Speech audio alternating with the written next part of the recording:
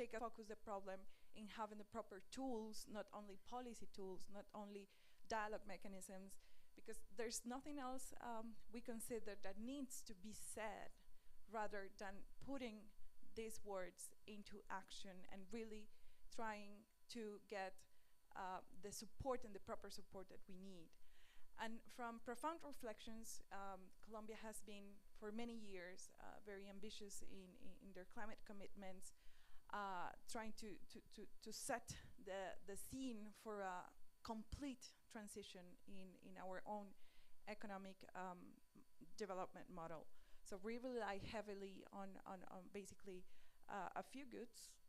We rely heavily in our exports, for instance, in coal, and this is something that for a while has been quite a challenge to move forward from. So in order, to be coherent with our climate change commitments, with the path that we believe that we need to follow in order to be carbon neutral by 2050, which is our long-term strategy, and in the short term, in 2030, reduce our emissions in 51%, which is our main goals. And now the government is asking, how are we going to do that? I mean, we are one of the countries that really need to make a profound shift, diversify our energy mix. We for our own use, we have clean energies, mainly hydropower, but on our economy, we rely a lot on basically things that we need to move forward from. But it's hard to get out of the cycle if basically we keep getting more in debt in order to not only comply with these climate change commitments, but also to support the prosperity of our country, to keep, going after and chasing our tails in this debt cycle, which is basically the problem of every single country. So, of course, we have a roadmap in this just transition in which not only the energy sector, but many other sectors are going to benefit from. But this is something that is going to be very vague if we don't have, as I said, the proper tools. And then we found out that basically we're paying a lot of interest rates.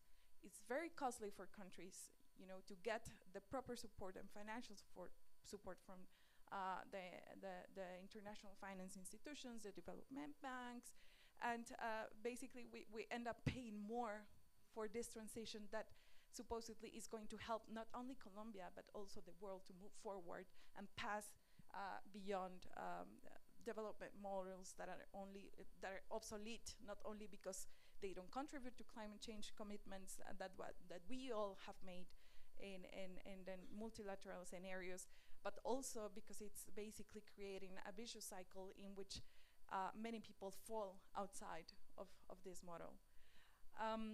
So what we said is we need to reform this financial architecture. We need to think better how to, on the basis of strong commitments towards climate change, solidarity, climate justice, which is also a very important concept that we need to better think how can we frame all of our different dialogues, interactions, even our policies and plans. What we are thinking that climate justice should be to our people, but also to many countries that are struggling, really struggling to keep, outside of this and fall outside of this cycle that is taking them to more in debt. So we have put some proposals in the summit. We come with the intention to see how we can find common grounds with Africa, but also with many countries that are basically in the same ground. And one of the first things that we said is, in order to reform these financial institutions, we need to come up with a very concrete proposal of how are we going to supposed to do that. And then we discovered that we have many tools. We have, and I think many of you have heard, special drawing rights. We have to actually change some of the variables that the financial institutions right now use, but are creating, more of unfair systems in order for the countries to get the proper access to the finance that they need to face loss and damage, to face and to have a space for adaptation, which is very costly. And lastly, to really do our mitigation part in our climate commitments. So basically, the way that we see it is that, of course, we need to adjust our industrialization policies. We have a reindustrialization strategy in order to, move past our old developing models and focus more in how agriculture, how bioeconomy, what can we better use and sustainably use our biodiversity to help, make this shift. But it's not going to be enough if we don't change some of the rules that we need to have in the financial system. So this is a start of a conversation. Of course, this is a very complex dialogue, but we want to be there to move some things around and see how can we better create some fair conditions for developing countries that are really committed to make it better in the climate change commitments. So that would be on my side. Thank you. Thank you very much. And I wanted to turn to Grace. I mean, we've already heard around, the structural traps and also, again, lack of public funding. Given that notion, is Africa really on track to 100%, energy access by 2030? And how do we make this a reality? I know already, President Ruto has committed to such an ambition for Kenya, but, looking at a continent-wide effort, what is the reality around that? Thanks. Thank you very much, and greetings to the panel and everyone. Thank you, Dean. And for me, the one question that often I will ask is talking about making energy work. We are making energy work, but for who? I think that's the important question here. And I'm also very happy that we are bringing this discussion to Africa. I believe we are already all aware that the challenges that we have in terms of energy access in the region are immense. I think we still have structural issues in terms of access to energy, in terms of monopolization of energy services. When you go down to the communities, the first mile communities, I think oftentimes we are talking about high connectivity. For instance, I'll give you the example of Kenya. And we talk about over 80% connectivity. And oftentimes Kenya is considered as a leader in this aspect.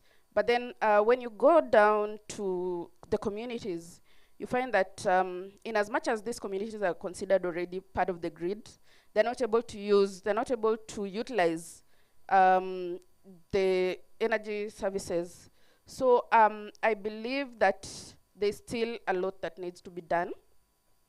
And making sure that communities are able to utilize these energy services to improve their lives, and making sure that there's impact in terms of change or seeing change in these communities. I believe that we have had a gap in terms of reporting and verification of energy access in the region. So this therefore presents an opportunity as well for us to think about how are we doing the reporting and how can we improve the monitoring and reporting frameworks in terms of energy access. Additional to that then, I think I would like to then link this conversation to the energy transition. With the background that I've provided, I don't know whether for us in Africa we can really talk about an energy transition because what are we transitioning from? I think for us we need to really just catch up. So making sure that at least people are connected before we are able to talk about the conversation on transition. So for me, a transition for the region will mean consideration for the people, access to livelihoods, small businesses being able to be supported. The women in the market are able to run their services because they've been provided with lighting and they're able to transform the communities.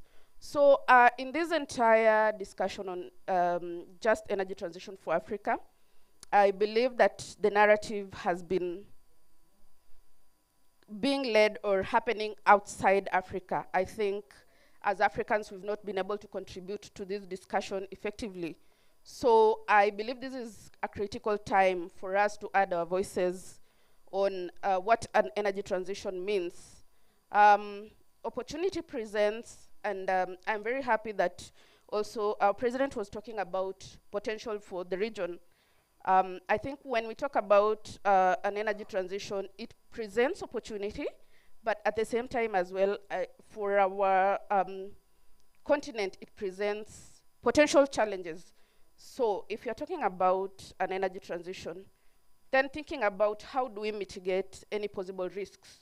And I don't want to preempt a discussion possibly from my colleagues, but I want to talk about the fact that Africa already has the minerals. I think we do have challenges in terms of how do we make best use of the minerals that we have.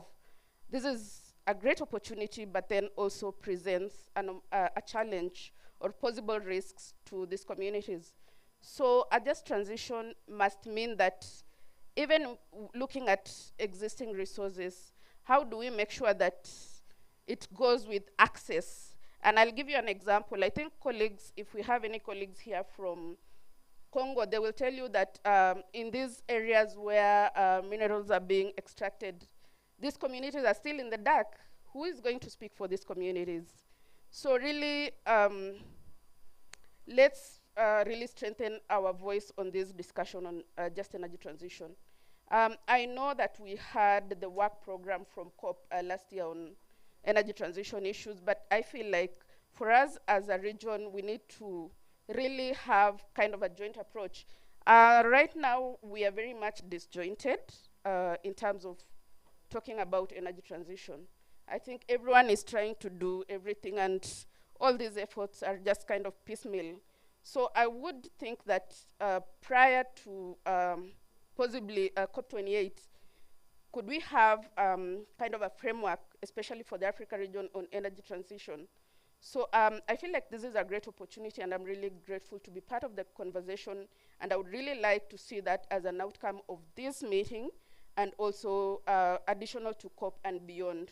So in essence, therefore, I feel like the opportunities are there, and at this juncture, therefore, focusing more on the potential that we have as a region and thinking about mitigating risk and having a jointed efforts as Africans. There have been different discussions on policy aspect of things. I think Nigeria launched their transition plan last year, and they're still trying to roll it out. And so as a continent, how can we pick up on some of those issues and feed into these discussions? And lastly, I think I'm going to talk also a bit about finance. At my organization, at RICOS, really, we do realize or recognize the importance of finance in energy issues. I mean, you cannot talk about energy without talking about money. So can we talk about opportunities for us to reach the last mile in terms of finance? How can we make this finance work for communities? I think we have tried to do an assessment to look at some of the projects being undertaken by the World Bank and a bit of FDB, and we realized that at times there's been kind of a focus on possibly mainly on the grid, and we did realize that there's a lot more movement towards, for instance, wind, but we have opportunities like solar. Solar can be able to help these communities. How can we also enhance the business aspect of energy? I feel like if we're talking business, how can we support the private sector to really reach out to these communities? I feel like in the Kenyan market, the ecosystem has been growing, and so how can we also bring this private sector on board and making services and financial services available to them to support these communities? So in a sense, therefore, I think I'm saying it's a business, and Africa is a fertile ground for this business. So let's carry on these conversations and see how we can make this work for the people of Africa. Thank you very much. Thank you so much, Grace. I wanted to turn to Nicholas regarding obviously energy access and the just transition journey. There's also been so many challenges, particularly around forced solutions, also with the emerging dash for gas. How do we couple up with these and come to terms on how we operationalize the idea of a just energy transition in Africa, thinking around even the issue on carbon markets? Thank you. Thank you, Dean and everyone. Yes, so I come to this space on just transition with wearing several hats, and I just wanted to point out one first is the work around the global just transition under the Fossil Fuel Non-Proliferation Treaty, and there's some information here around that, which is a really tremendous initiative that is gaining ground and now moving into diplomacy and getting countries on board to demand the call for a rapid phase out of fossil fuels, an immediate stop of expansion, and to make that possible, front and stage, recognizing the need for a global just transition.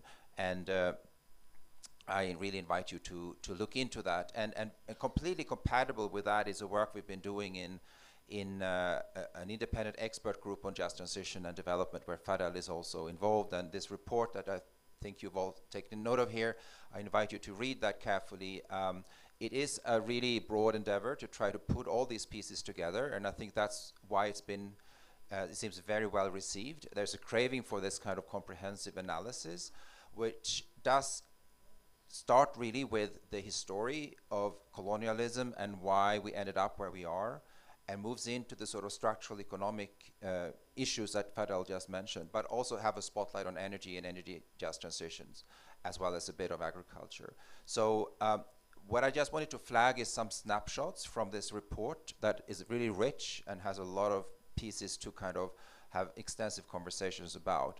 But in terms of the just transition and just energy transition component of this wider analysis, I'd like to flag a few things. One is we're clearly at several parallel and intertwined fights and struggles here that will determine the future of our existence as humanity. One is, of course, the fight between fossil fuels and renewables. That is being played out across the lines. And of course, Colombia is now very, very interesting to see as a country that is moving in the direction of this fossil fuel treaty and the work of this report. But as we engage in that fight with all our forces, we need to recognize that the next and maybe bigger fight will be the one about, good and bad solutions. Will the new renewable, 100% renewable energy future be a good one, or will it invite the replication of the same problems we've seen in other spaces, including the fossil fuel industry? The same corporate concentration of power, the same abuse of local communities and peoples and indigenous peoples and ecosystems, as in the name of climate, renewable energy is rolled out across the line. So I think that is a very open question, and it's for us to define that and make sure that the way we conduct this transition is not just about the sort of top line argument of renewables instead of fossil fuels.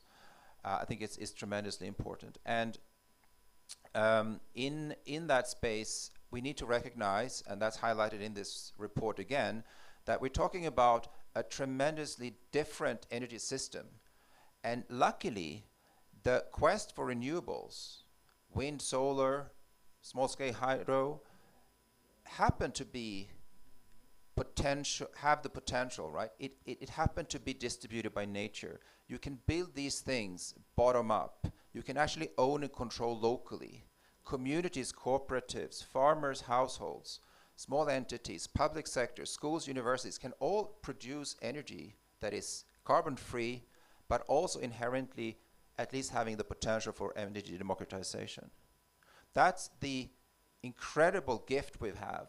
It's just coincidental, but we need to grab that, because that can unleash a transition, not just to a decarbonized future, but a thriving sort of reformulation of democracy and the way we conduct other things in our societies. That's not a given. The big corporations are going to scramble to control, just as they've done before, the renewable energy side. But it's for us to create these kinds of options, these kinds of ways of organizing the energy production to become much more people-centered. And we highlight a lot of that in the report. I think it's an incredibly inspiring, but we need to ensure and be aware that it won't happen by itself.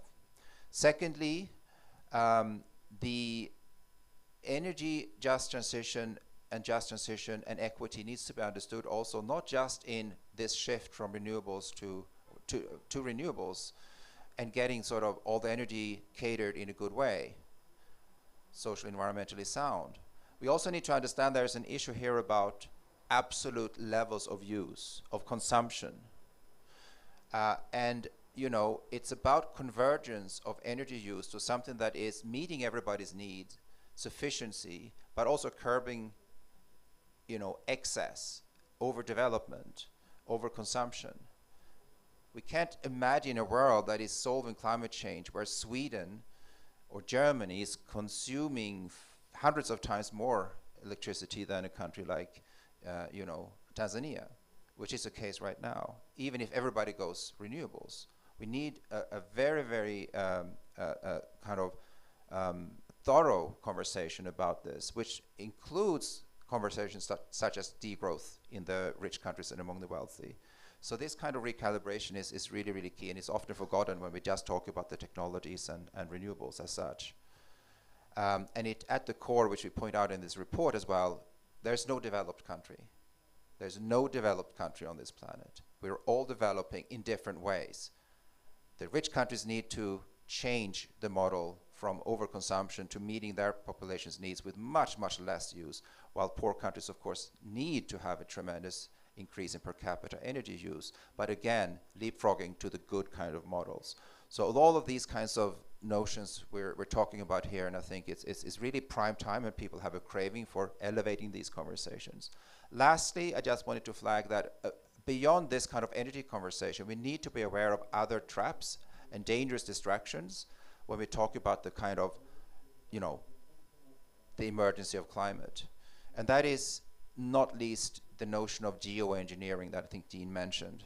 Many people are still not aware of what this is even about. In very short, it means a technological, deliberate intervention to counter climate change at a level where the whole globe is affected. Manipulating the oceans, but even worse, loading the stratosphere, the atmosphere with particles to reflect sunlight to kind of compensate for the warming from our greenhouse gas emissions. Thinking you can control this, locking the world into a nightmare situation of having to continue this for hundreds of thousands of years, because if you stop, warming will just shoot up as these particles fall down.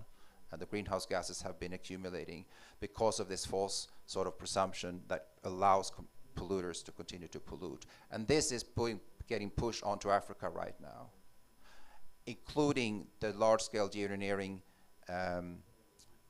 carbon dioxide capture and removals that is basically the centerpiece of how this conference here, this summit has been framed, coupled with carbon markets.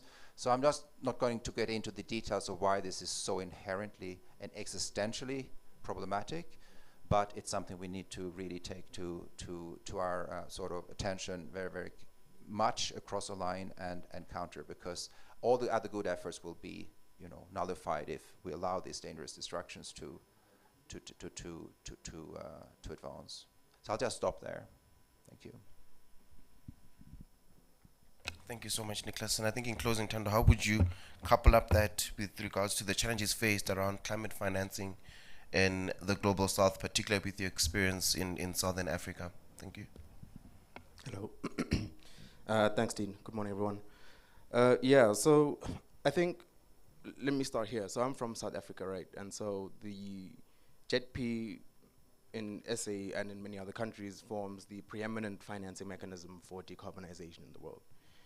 It's not the best model, but it is the only one that currently exists as far as we are aware.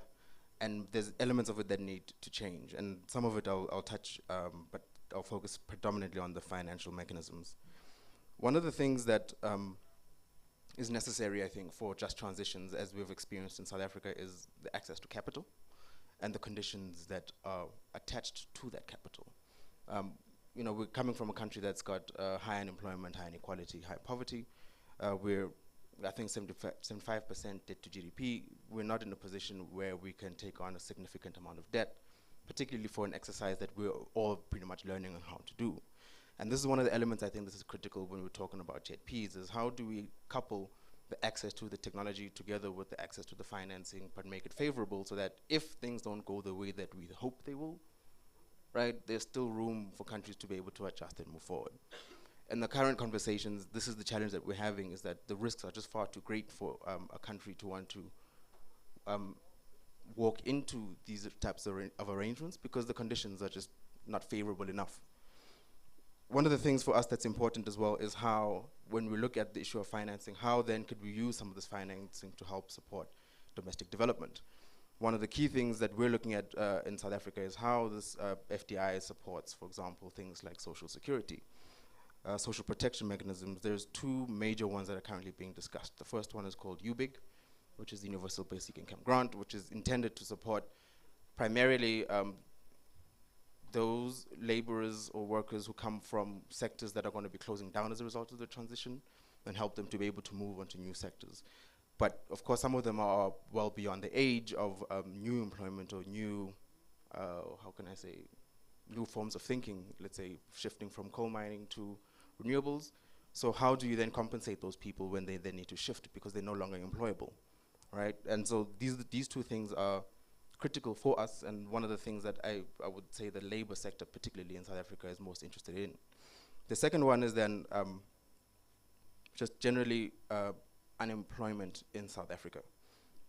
Because it's so high, when we look at the numbers of opportunities present within the just transition, within the low carbon development at its end state, so we're talking around 2050 and where we are today, we need to factor in that in this transition to low carbon, jobs are going to be lost, but there's also going to be a significant amount of absorption that's going to take place, right? New labor absorption, which then presents a serious challenge, at least in the South African case, because automation is saying to us that in a space like mining, jobs are going to go down, right? So where then do the opportunities lie to try and absorb as much of that labor? And I just want to make a point on the fourth industrial revolution to say, outside of the jobs that are typically labor intensive, which are likely to be taken over by some kind of mechanization, there's still elements of it that will require human intervention. For example, I was talking to my brother-in-law one time, and he's a mechanic, and he explains to me how I might be out of a job soon because, you know, fourth industrial revolution might be able to do some of my work better than I can. I'm like, okay, fair enough. But then he says, no, he won't though, because as a mechanic, even if we move into EVs, there's still someone who's going to need to change the tire, there's still going to be someone who has to service the vehicle, there's still going to be someone who has to make certain value judgments that a robot wouldn't be able to make, right? For example, do I change your brake calipers now or do I change your brake calipers later? So even though we're moving into mechanization, there are opportunities that are present in those value chains, in those systems, where we can start to look at how do we shift skills into those different sectors, and most importantly, how then do we finance that shift to those new skills? We don't know entirely what those new skills and sectors will be, but we know that certainly that's what we're going to need to do. This is the second opportunity that's present, I think, within the just transition and the financial mechanism. The last thing that I wanted to touch on is just on the just transition particularly, and the implementation thereof. Now, in South Africa, we're at a point now where we're about to implement the just transition, right? The JETPs, at the stage where we've got this list of projects that we're now wanting to finance. These different projects are looking at different things. But the issue is, who's at the table deciding these types of projects? So how do we ensure that, number one, we bring more people to the table to discuss what is it that needs to be done? Because if we're talking about these projects, if you're talking about implementation, it's not going to happen really at a national level, right? It has to happen at a very localized level. If we're talking about the mine closures are not going to happen throughout the whole country. They're going to happen in very specific regions. So how then, in those regions, do we support mechanisms that would allow conflicts as they emerge in this transition or in this shift to not stall progress. A very, very practical example of this is what we're experiencing in the World Bank's program on Komati. There are tensions that have emerged there, and those tensions need to then be balanced, mediated, discussed, so that we can get to the end. And the reason for this is because you need to be able to walk with people, especially those who might not be aware of just transition and all these other grandiose topics as we are in this room. You need to be able to walk these people through so that they understand what is the impact going to be on a person's livelihood as we make these shifts. Now, some of this work that we're talking about is quite extensive in terms of its turnaround time, and therefore requires that some kind of financial mechanism is in place to help support this development work. Without it, we run the risk of then people not understanding why, for example, a mine closure has to happen in place of a new renewables business that has to emerge. For them, people understand it as, oh, you wanted to take away this livelihood to create a new livelihood, and where does that put us? So we have to be able to look at, so one of the things, as a slight tangent, when we were doing the commentary on the Just Transition Framework, the Just Transition Implementation Plan, one of the key things there for us was, when we're looking at the issue of financing, how much of that is grants, right? We were able to, as a collective sector, push it from 3% to 4%. It's not going to change, it's not going to break the bank, right? But certainly, it's sufficient to start investments in particularly some of these development work that we're discussing. And as we move forward with JETPs, one of the things that has to be top of mind is how do we ensure that the grant element is greater than that 5% to allow for this development work to take place, to support the technical work of the transitions that are going to be happening, and get to a point where things are getting implemented and we realize the end state that we want, which is a low carbon economy by 2050 or whatever the target is for a respective country. Thanks, team. Thank you very much to all our panelists. A round of applause for them, everyone. I'd like to take this opportunity to open up the space for maybe 2 or 3 quick questions to our panelists. Right, I don't know if is there a mobile microphone?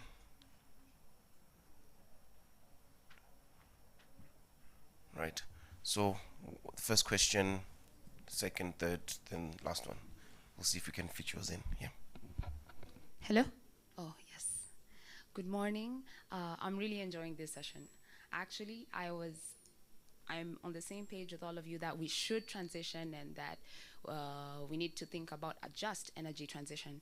But I've been scrolling through a certain paper that I read by Nate Higgins that looks at economics. Okay, the title is Economics for the Future Beyond the Superorganism. It likens us to a superorganism that is behaviorally growth constrained. That ever since we discovered a way to turn hydrocarbons and fossil carbons into fuel, and that is a major part of what fueled the Industrial Revolution, we've just been growing. We just want to grow, and it spans back to 11,000 years ago when the climate warmed up and we finally were able to have food surplus. Like, we're not only farming and foraging for food, we have surplus, so people can do other jobs. There's storage of grains, so other people can start to do other things. Other people can start to do science and research and get us to where we are right now. And one of the things that was said in the paper is that we don't know how to transition because it's like we're fighting who we are. We want to grow. When you touch on people's income, when you say you want to close, let's say, a coal mining operation and tell people, let's move to renewables, you're touching on income and people are going to refuse that, definitely. Do you really believe that we can transition? Because even in the paper it says that we have become, as I said, a super organism that is just consumed by the idea of growth. We organize ourselves in groups, in organizations, in our companies, in our countries, so that we can amass ourselves in financial surplus, so that we can keep our current state the way it is. The energy needs we have right now and the energy needs we'll have in the future are, it's just gonna keep increasing. The trajectory is gonna go up. Yep. Sorry, thank you. I just need to the next speaker, but I think they got the question. Yeah, We'll yeah. respond. Oh, let me just wrap up by saying that even the transition from coal to from wood to coal was not a transition, but an addition. So do you really think we can transition if it means degrowth? That is a topic that might be hard to tackle. Okay, thank you. Second question. I think there's someone at the back there. Yeah, that gentleman there. Yep. Good morning. I'm Engineer Victor Kuna, energy engineer and also certified energy manager. While addressing the issue of Africa Just Energy, I really wish to really know whether there's a plan or is just an advice that for us to really reach at the goal of just energy in Africa, then we really need to think of having a continental grid system so that all the 52 countries are connected to one single grid. That one will allow, like yesterday we were in a renewable energy uptake side event. Ethiopia is having capacity to generate 100 gigawatts from hydros, while Kenya, we can only do 2 because we don't have water. Currently, they are generating 5.2. So why can't African heads of states, as well as the energy CAs and ministers, come up together and say, there are countries that have too much resources and they can generate too much power, that they can only consume 10% of it. Why can't they generate 100%? Then we have one single African grid system. We can call it African grid power, so that we redistribute this energy from these nations that have extra power to the nations that are really having problems with power generation. Two, for us to really achieve... Sorry, sir. Just one question because we're running out of time. Okay. But I think we can all have a discussion when we commence. Sorry, we are really out of time, so I do need the respondents to respond because we just have under 2 minutes left. So I think maybe Fatal could start and then anyone else could pick up where he left off. Very quickly, I'll pick up on both questions. Both questions are addressed in the Just Transition report that you see in this room. But on the degrowth part, when we talk about degrowth, we're primarily talking about the global north reducing significantly their energy consumption and transforming their infrastructure. I'll give you one quick example. When it comes to critical minerals or strategic minerals, the global supply of strategic minerals will not be enough for the global north to continue their lifestyle and obsession with consumerism and growth. And if they decarbonize, they'll use all of it and there'll be nothing left for the global south. So we need a different energy system, energy consumption level in the global north to be very, very clear about this. And when it comes to the African grid, yes, there's tremendous potential, but there's also tremendous efficiency and benefits in decentralized grid in terms of ownership and control and addressing abuse that Nicholas mentioned earlier. I'll stop here. But it's discussed also in the report. Yeah, I could just quickly add to what Fadela said, and I believe in responding to the issue of having maybe an African kind of system in terms of grid. I believe that there have been several efforts, regional efforts on power sharing agreements, and we have different power pools. The Eastern Africa region already has power pools providing power sharing and in terms of trading on that aspect. Yes, I'm coming, just making a closing on that. So I know that the Africa Development Bank has been also supporting integration in terms of energy trading, and so I believe there's possibility also for having kind of that thinking in terms of joint trading, boundary trading of power. Thank you. So great comments and questions. I think your point is fundamental, right? I think one key thing here to say is, while recognizing the challenges, we're on charting a course now to doing something that has never been done before in a collaborative way we've never seen before. That's a challenge, but that doesn't mean that it can't be done. It has to be done. And I think the key thing is, if one kind of says, well, it doesn't seem to be possible, because look, we have this trajectory, this is who we are, you end up with these dangerous distractions. The only way to square climate change then is to think that you can do these geoengineering things or carbon trading illusions or whatever it is in order to perpetuate that model. The imperative for real change is when you put the pieces together and realize this is a scope we have, this is a space we have, and realizing that within that scope you can actually allow well-being for everyone. But it won't happen unless you actually redistribute and get more equity and long-term planning and get these kinds of new models, including distributed energy provision and agroecology, etc., into place. And this is happening on the ground. People are doing this. So I think the biggest enemy is to be captured by the idea that we can't do anything new. We can't actually save ourselves. So it's a valid question, but we have to be very aware and